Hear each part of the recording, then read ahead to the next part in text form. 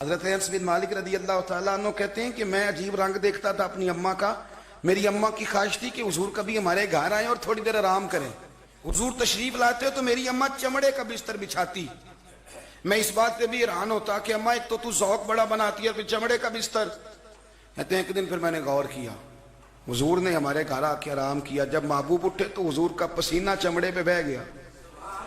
कहते हैं हुजूर उठ के चले गए तो मेरी अम्मा ने एक लकड़ी ली, एक शीशी ली और पसीना समेट के ना सारा बोतल में डालने लगी। तो मैंने कहा अम्मा ये क्या करोगी? कहा पुत्र सूंघ के तो देख जरा, कायनात में इतनी खुशबू कहीं से नहीं आती जितनी मदीने वाले के पसीने से आती है। ये संभाल के रखूंगी, जब बेटियों की शादी करूंगी तो खुशबू लगाएंगे।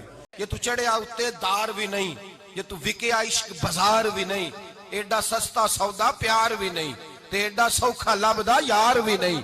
कई जंगल गाने पैंदे ने, कई दोजख लंघने पैंदे ने, जो इस मुल्लों भी मिल जावे एदू सस्ता होर व्यापार भी नहीं।